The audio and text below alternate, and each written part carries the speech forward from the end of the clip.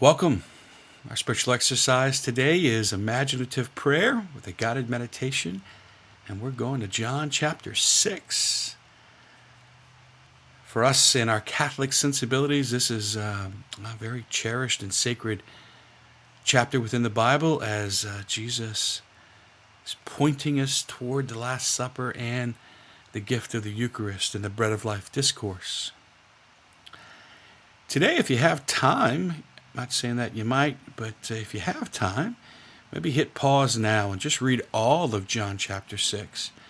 And then once you're finished with John chapter 6, just come back to me and I'll pick it up with some specific meditation on the front end with verses 1 through 15. But if you have a little extra time today, go ahead and hit pause now and read all of John 6 and then come back to me. We find ourselves again today in John chapter 6. I'm going to read for you verses 1 through 15 and then lead you in a guided meditation. Again, this week we've been asking for a personal experience of Jesus. That he's no longer some distant figure, but we've come to know him personally. Let's get to know Jesus personally. John chapter 6, verses 1 through 15. After this, Jesus went across the Sea of Galilee of Tiberias. A large crowd followed him because they saw signs he was performing on the sick. Jesus went up on the mountain, and there he sat down with his disciples. The Jewish feast of Passover was near. When Jesus raised his eyes and saw that a large crowd was coming to him, he said to Philip, "Where can we buy enough food for them to eat?" He said this to test him, because he himself knew what he was going to do. Philip answered him, 200 days' wages worth of food would not be enough for each of them to have a little bit. One of his disciples, Andrew, the brother of Simon Peter, said to him, "There is a boy here who has 5 barley loaves and 2 fish, but what good are these for so many?" Jesus said, "Have the people recline." Now there was a great deal of grass in that place, so the men reclined, about 5,000 in number. Then Jesus took the loaves, gave thanks, and distributed them to those who were reclining, and also as much of the fish as they wanted. When they all had their fill, he said to his disciples, "Gather the fragments left over so that nothing will be wasted." So they collected them and filled 12 wicker baskets with fragments from the 5 barley loaves that had been more than they could eat. When the people saw the sign he had done, they said, "This is truly the prophet, the one who has come into the world." Since Jesus knew that they were going to come and carry him off to make him king, he withdrew again to the mountain alone.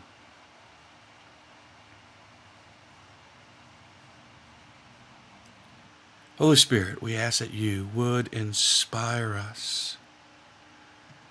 Guide our spiritual senses. Help us to hear you. Help us to see you. Help us to feel you.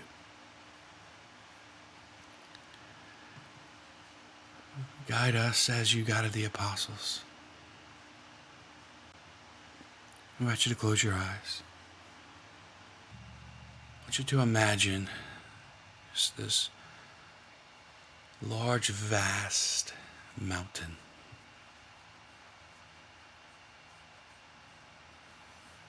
The mountainside is filled with grass.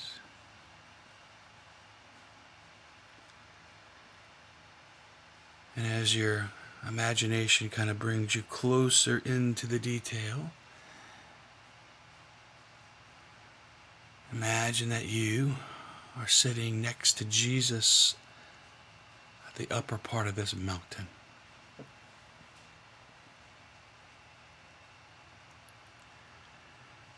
The two of you are sitting on stones amidst the grass.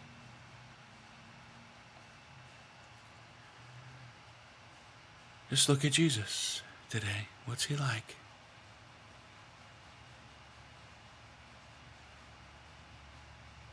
What's in his heart? What's in his eyes?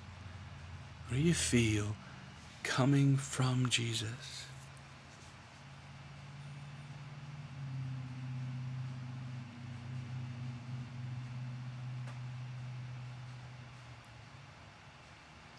As you look up, there's on the mountain below you, there's 15,000 people. 5,000 men. Just among the 15,000 people. The crowds are immense. And they're all sitting on the mountain.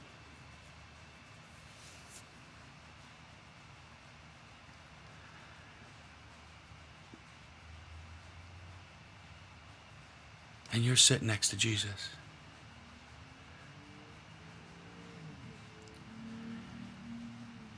And Jesus looks at you and he says to you,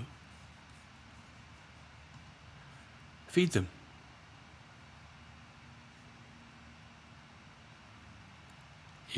You look back at Jesus and what's in your heart? What would you say? Perhaps you'd say, I can't feed 15,000 people.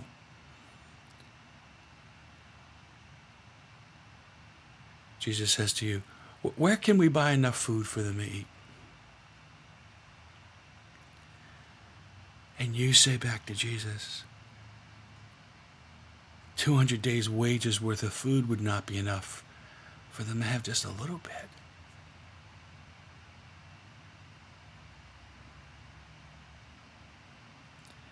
And Jesus looks at you. He says to you, no, you can't feed them, but I can. He says to you, and I can provide more than they can receive.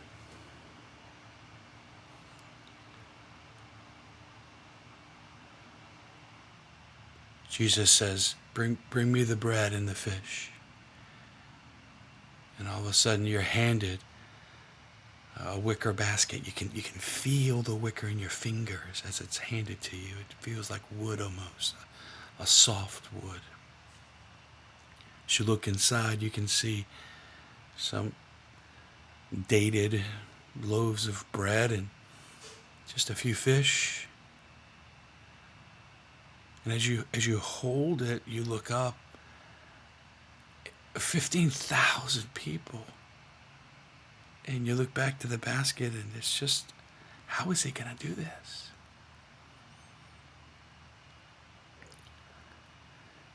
And Jesus takes the basket.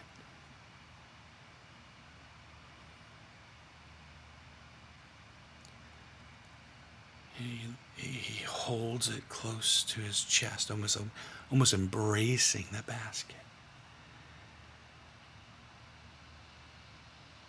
And he just gives thanks to the Father for all that he has provided. He thanks the Father for the people. He thanks the Father for the bread. He thanks the Father for the fish. He thanks the Father for life. Just look at Jesus as he's praying. The ease.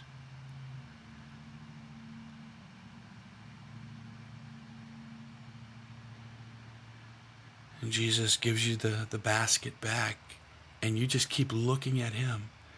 You don't look at the basket. You just keep your eyes on him because you're so enthralled with him. And the next thing you know, someone takes the basket away from you, and you're just there with Jesus, and he's smiling, looking at you,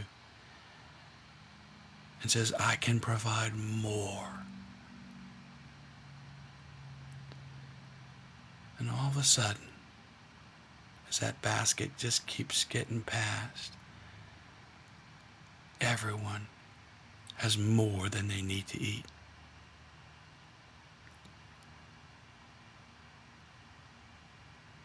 Jesus looks at you and says to you now as that basket's being passed around.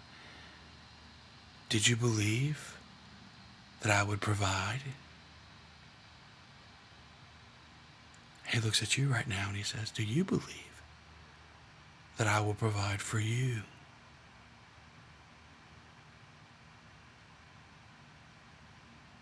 Stay there with him. What do you say? Do you believe he will provide? God bless you.